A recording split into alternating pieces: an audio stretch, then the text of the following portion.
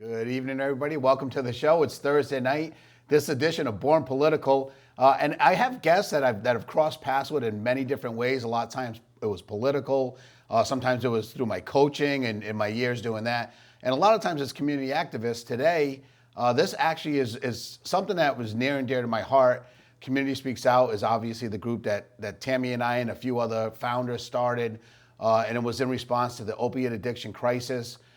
We have someone here that's been a huge part of that. We're going to go into what she's done in the places she's worked, but she's now at a local place that we interact with almost daily because we're serving Southeastern Connecticut, and she's working with SCADD. I want to welcome Jennifer.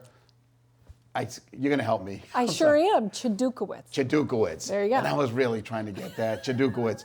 It rolls off the tongue nice once you learn it. That's what I'm saying, Joe. Jennifer, welcome to the show. Thank How are you? Thank you so much. I'm great. How are you? I'm great. And Thanks for talking having me. off air, got to know a little bit more about you. And what I'm going to do is introduce the folks out in the listening audience to you a little bit. Great. And then we'll work our way to what you're doing today. So I always start with Born Political of where the person was born, because I think sometimes it has, not just where you feel politically or the things that drive you or you're passionate about. We know that I found out that you started in Alabama. That's right. SEC TV. I thought I was coming to roll tide here tonight, but no. All right. So born in Alabama, lived there until I was about 5 or 6 years old. And then my parents moved to West Virginia, Ohio. And then we ended up in Connecticut when I was in second grade, so about 10, 11 years old. And what were the moves about? Your parents would My work? father's education, and then my father got a scholarship to Yale Divinity School, so we ended up here in Cheshire and did some growing up in Cheshire, and then landed in hard-hitting New Britain. I've got to give a shout out to the town where I did my worst, but I've also done my best there as well. I'm a woman in long-term recovery, so I should qualify that Thanks for statement with sharing that. that. Thanink you, of course. And so where'd you go to school mostly, like elementary and? So elementary school, Doolittle School in Cheshire, which was a great school to grow up in. Best teacher I ever had, Mrs. Giardino in sixth grade. Everyone has a best teacher. Oh, she was fantastic. And then went to a parochial school in New Britain for middle school, which I think everybody did. I don't know anybody that went to a regular middle school in New Britain. And then went to New Britain High School, and I loved New Britain High School. But I didn't graduate. I went to treatment instead, but we'll get to that story. Yeah. So you're a Connecticut kid, kind of. I mean, I am for the most part. Yeah. with Alabama roots, and whenever anyone mentions Alabama, you're thinking Roll Tide, or That's true. Or you're either Auburn, or you guys aren't far away. Roll Tide. Now, is your family still down there?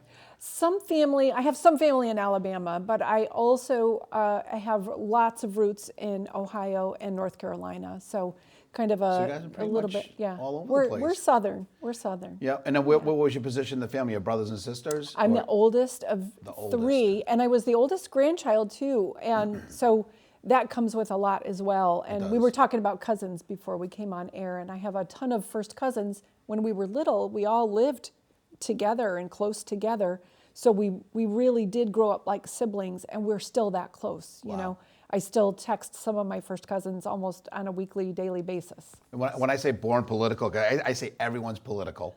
Because no matter if there's something that you're watching TV and you're like, geez, I don't like that, that's a feeling that you have that. And if you wanted to change it, you could talk about it, or you could, there's things you could do. Right. I think being not just the oldest in your own family, but to be the first grandchild, which I'm not. I'm in the mid. I'm in the mix. But I think of my cousin Tina. We all knew who the oldest one was, and they become the example of what to do or not to do, or how they got in trouble or didn't get in trouble. And I think there's a little bit of responsibility in the back of their mind where that comes. And I kind of like I was in the middle of my family, one of three, but in the middle. And my brother would tell you he was the CEO. Because I'm the oldest and, the one in charge. It's interesting. My father's entering an age in his life where, I have a little more prominent role in his life now. And I am the oldest daughter. So it didn't occur to me that that's my responsibility, right? So you're absolutely right. It's like, I got to take care of my dad and make sure he's supported and healthy and stable in his life. Yeah.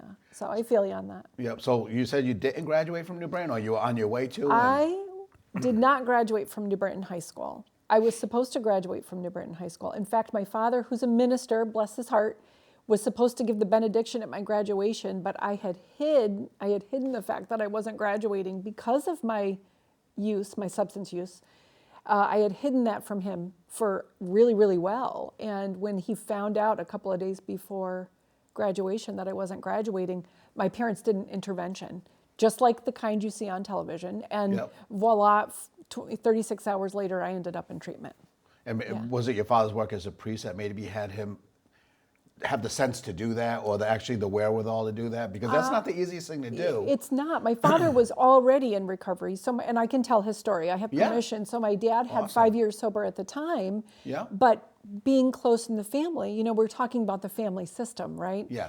Being in the family, he didn't see the signs. And my mother worked at a psychiatrist's office, so they had access to an interventionist, and we had access to resources. So again, right before we came on air, we were talking about that, I had so much privilege. My parents had connections. They had insurance. We had resources for me to go away to treatment.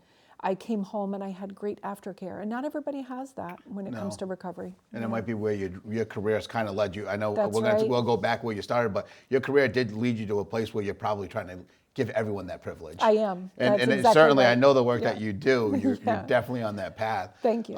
So then you get out of a rehab or wherever you went. Yep. And then any slips? Did you just go right into recovery? I have been able to sustain my recovery for 34 years. That was 1988. You're doing the math. I'm 53. Yeah, it's okay. And I am so blessed. Not everybody has a linear path in recovery, and that's okay. Yeah. Right? So recovery, you're in recovery when you say you are, which I love that slogan, and I really believe it. So, but I've been able to sustain my recovery, again, in large part because of the circumstances of my life and my upbringing, my support, my family. And I know inevitably someone's going to be watching this show tonight and say, well, I just watched this show and this woman says she went to one and it was done. And so maybe my kid can do that. And what we got to get out of the habit of doing, I think, and I especially learned this in recovery, because I think I apply recovery to every aspect of my life. And I'm not in recovery. I'm a person that still drinks.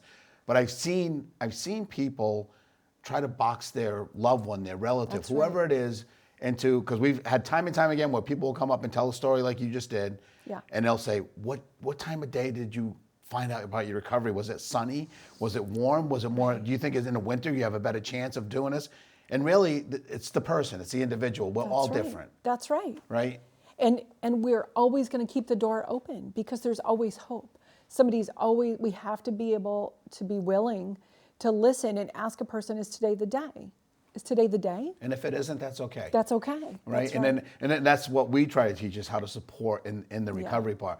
So now, it seems like what an awful start, right? Yeah. I think you're probably at 18 years old, you're thinking, oh my God, what did I just do? That's How did I not graduate? Yeah. Because everyone graduates and because everyone does this. So you ended up taking that and turning it into somewhat of a positive. So where did you end up graduating? Was it night school or? I did. I got my GED, and I did that almost immediately. And then I started working. Of course, I was involved in 1988.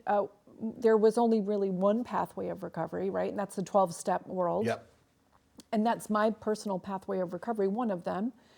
But nowadays, folks have multiple pathways of recovery. There's so many recovery support groups out there. There's something for everybody. And that's really what I want to drive home for folks today, is that if you or your family member or loved one didn't find success in one pathway of recovery, there's dozens, there's hundreds more. Right. And so that was my pathway of recovery. I started working, I made friends, I eventually met a man and fell in love, and we got married, and I'm still married to him today, and that's a total blessing. Yeah. He's also in long-term recovery.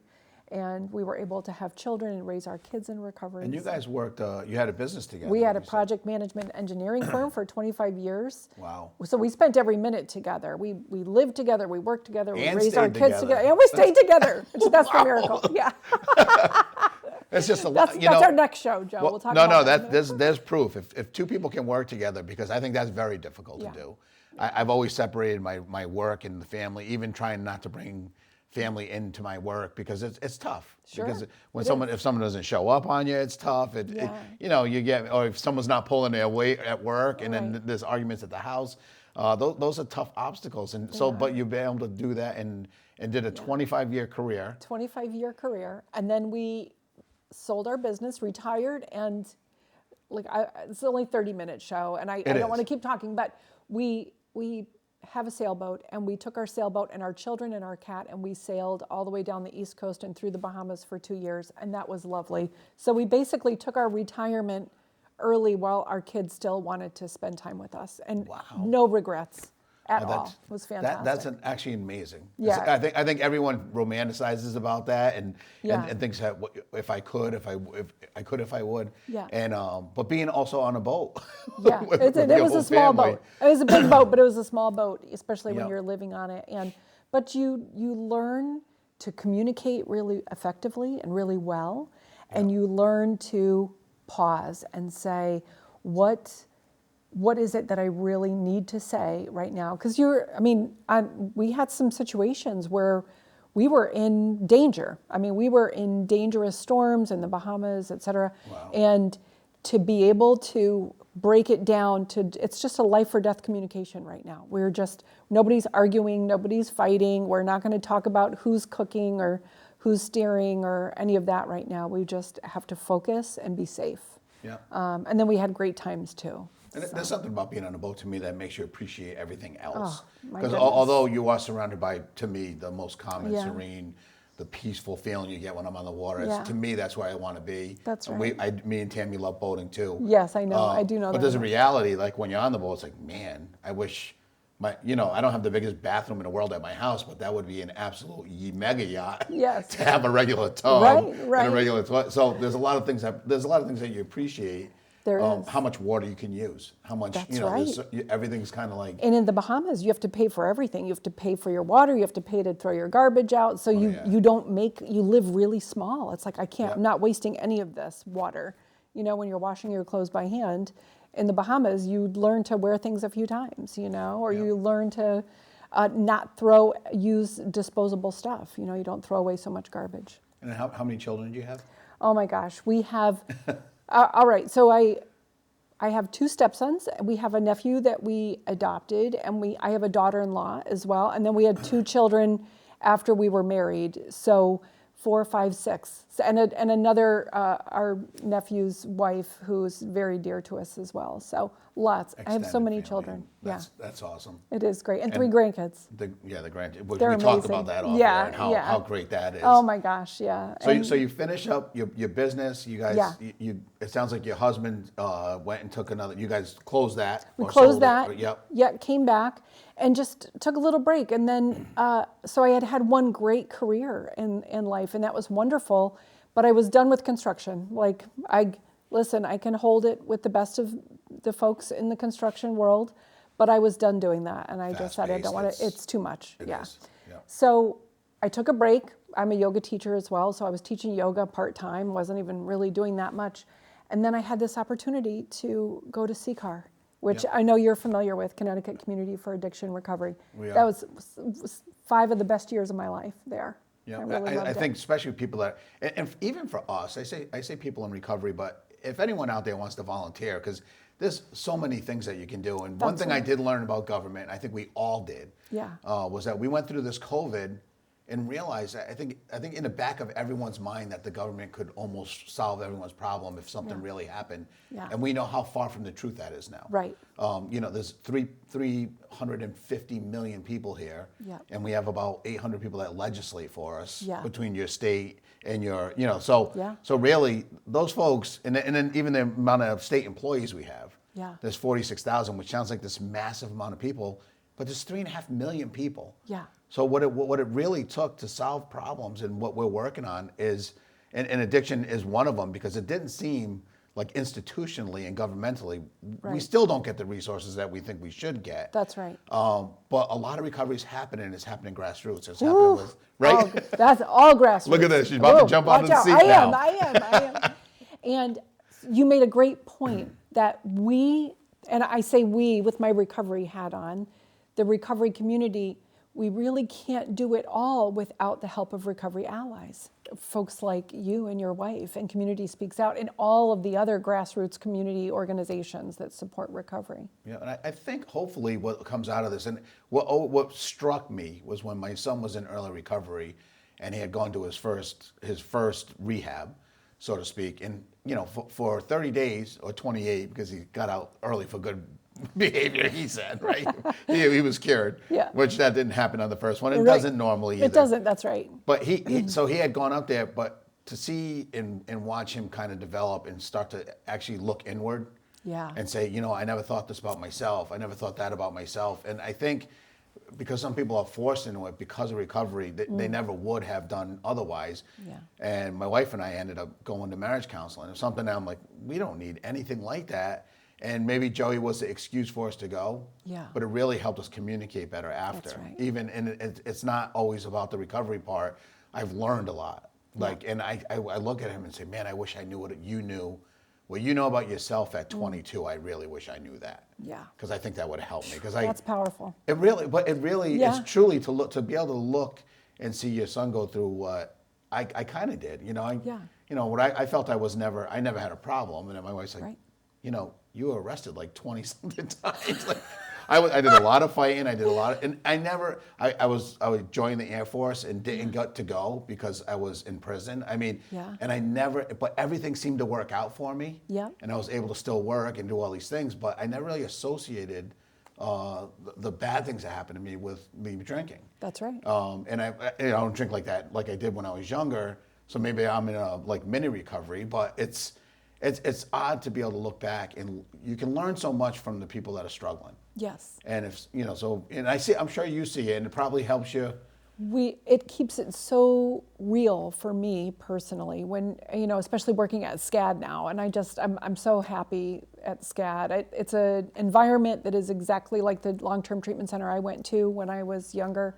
And so I know the environment works, I know the model works. But when I see these folks in treatment and I see what they're experiencing today and the barriers they have to recovery, it just makes me want to work that much harder. Our work's not done here. There's too many barriers to recovery. And I think we can kind of gnaw our way through that a little bit. What we found out, and at Community Speaks Out too, and my wife is on the phone. All day. I was on the phone with her today. Oh, she left the hospital, and we had a tragedy that's unspeakeable. Really, we lost my son, and it's where she worked is where the hospital my son went to. So, she powered it out and stayed for a couple more years, but since had retired. And when people say, "Oh, she's retired," and what is she doing? And I say, she's on the phone for probably 6 hours a day straight. She's advocating all day long. She does. Yes. Yeah. And she's we have Lyda Labby, who's also a board member, and I know you get to see her or hear from her on the phone too. Yeah. But it's amazing of just the experience of her 7 years when somebody walks in, and we just had it happen recently, where a parent who I knew from a long time ago, it was I just found out my son had overdosed. We got to figure this out. And the panic that brought Tammy and I right back to the day when we were like, wait a minute, this is a problem. We found out in a different way.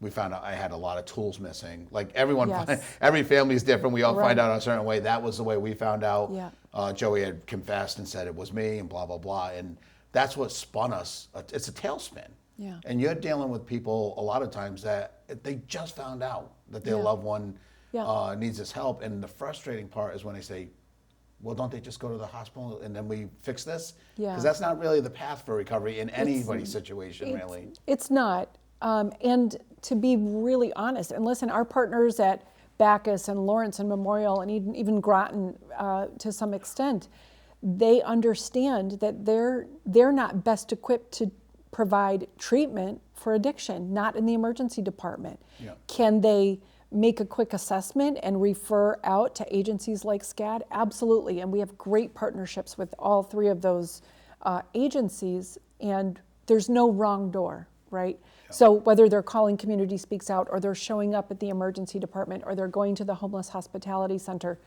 what we want to do and cultivate in Southeastern Connecticut is there's no wrong door. Call any number and you will be assessed and connected to the level of service that fits what you need most. And I think giving people choice in that, so there was this myth forever and ever that people have to get drunk before they can show up at detox in order to be taken in for detox. And that's just not the case. That's a really old myth. Maybe that was the way it was at one point, but that's not the way it is today. If an individual calls detox and says, I am home by myself, I've been white knuckling it for 4 days and I'm just not gonna make it, the person on the phone at SCADD is gonna do an evaluation and an assessment and help that person with their buy-in, with their choice. Here's your options. Yep. These are the levels of care we can offer. That's the conversation that we hope people have. If they show up at the emergency department, great. Where do you want to go? And then all of the social workers at the emergency department, they know how to connect people with the right level of care as well. And it's funny. I think, and I think, and I don't want to say deservedly so, but I think the normal brain, the person that looks at someone that's struggling, yes, says, "Oh my God, you're not looking for some miracle cure of cancer. You're not waiting for a doctor to have a breakthrough. Yeah. Your cure is right in yourself. You control it." That's right. And the truth is, they don't control it. Right. They're in a point in their lives, or they're somewhere where the drug is more important than everything. And when I and again, I never was addicted to drugs in that manner where it was my breath. And I think, you know, from hearing these people that we've heard some unbelievable stories, and the only reason you know the person didn't die at the end of the story is because the person's telling it. That's right. And we've heard them say some really things that just the overdose and the overdose and overdose. But now you see them on the other side of it, and that's what kind of gives us hope. You know, and we tell those people that's why they have to share their story. If my son, if it was cancer that he came to us with, I could have called the little leagues and they would have been having a fundraiser for our family. That's right. That's where I think if it's going to be a legitimate disease and treated that way, that's how we have to look at it. Like, you know, we have to be able to go into a grocery store and tell our neighbor, hey, you know what, my son, he's hooked on X, Y, and Z, and we're fighting it right now, but we're fighting it together. And then them say, well, what can we do for you? Thank you. That's the question, Joe. And you reminded me, Phil Valentine, the executive director at CCAR, wrote a blog one time called The Casserole. And when people go to treatment or their child overdoses or they have some other substance use disorder crisis in their life, the neighbors aren't bringing casseroles over, right? But to your point, the heart attack, heart surgery, pneumonia, cancer, whatever it is, you've got a community rallying around you to support you and asking you what you need. And I think as a recovery advocate, I'm getting a little passionate. I don't know if you could tell. When people in recovery that are looking to initiate and sustain their recovery, they aren't given that same consideration. They aren't asked, what do you need? Like community as a whole makes a decision and said, this is what they need, rather than inviting that person into the conversation. Here's some options. What do you think of these would work best for you? And the frustration comes, I think, is when you give someone all these choices and they will make the wrong choice. A lot of times, and if you're someone out there and you're dealing with someone that hasn't found recovery and you're trying to help them, the best way I can describe it after hearing a lot of people was just imagine that you're locked in a room with 5 people and for 2 days. And you open up the door and there's every favorite food you ever had is sitting on a table. Yeah. But there's also police standing around the table. Yeah. And they look at you and say, hey, listen, you can do whatever you want, but if you touch that food, you're going to jail. All 5 people would be in jail. Yep. And that is it's the only thing I could even wrap my head around. And I had to start accepting that as in those terms for me not to be angry at my person I was helping. And it helps now because I can do that with other, you get frustrated. I hear Tammy on the phone, she's like, listen, he made his choice tonight. And then mom's calling and she's crying. Yep. Well, it was his choice. And then all you got to do is tell him that you love him or her. That's right. And say that, if you want to try again tomorrow, that's fine, but I'm not going to hand you $20. I'm not going to meet you, and I'll I will meet you and I'll buy you lunch. But because we all know with someone in recovery, when someone's brain is concentrating, like again, if you go back to the food, if you're starving, you really don't care everything else is noise. that your mom loves you so much and how you're doing this to her and how are you doing this to your dad and your sister loves you so much. You're hungry. We don't hear it. That's right. It's just That's muffled right. noise, Yeah. and it means nothing. Right. And I wouldn't know all that without. I mean, again, I think Tammy and I call us, a lot of us. You know, you can go to school all you want, but the PhD comes when it's your loved one and your nose is right there and you're in it. That's because we give. You know, how many times you give parents advice? I follow up with this advice. If anyone gives you advice that's in recovery or trying to help you, I follow up with, and it might not work for your family. It worked for ours. That's My right. advice doesn't have to be your advice. You made a great point, Joe. And I think one of the things that we can stress, and I'm so sad about your son, but I watch you and Tammy, you've continued to maintain your family recovery. So in other words, the family can recover even if the person hasn't initiated and sustained their recovery yet, right? Yeah. So I look at the work you do and like that's your recovery work, right? Yeah. And I do want to encourage folks, if your family member or loved one is maybe not on the pathway of recovery that you want them to be on right now, you can still do the work in order to support yourself so that you can maintain some level of sanity in your life. Now, you mentioned a group that you guys, you're going to have a family group, because I think that's important too. When are you guys going to start that? Sure. February 16th, SCADD is going to start offering an in-person family support group in the evenings at our outpatient center, 932 Bank Street in New London. And I think my email is scrolling across the screen. People can email me and I'll send them the information. Email and look out. And if I'm a lifelong New Londoner, so SCADD had, to me, growing up, was a negative word. Yeah, it was something that somebody went there because they weren't. They were doing things to themselves that made them have to go there. That's right. My opinion is so much different now, and it's people like you that really change that. Thank you. We've worked hard at SCADD. We have such a compassionate staff, 160 staff, and they all put the patient first, every single one. We're really, really blessed. And the word patient is good, because it used to be not so nice. The words that were used for people that walked through those doors were not good. And I think the more, it became really prevalent because so many people are going through it. And it's sad. It's the human nature is, unless it happened to me, I don't understand it. Yeah. And we got to go beyond that. It's got to happen before. It does. And the name changes, right? So if you're talking about, if I'm going to talk about other brothers and sisters of mine in recovery, I'm going to call them recoveries, right? But if we're talking about somebody that's receiving medical and clinical care at the moment, they might be a patient, right? If they're out of that phase of their care and they're choosing to continue to engage with SCADD and maybe outpatient services, we might call them a client. So the names are different, but they're always used with love and compassion.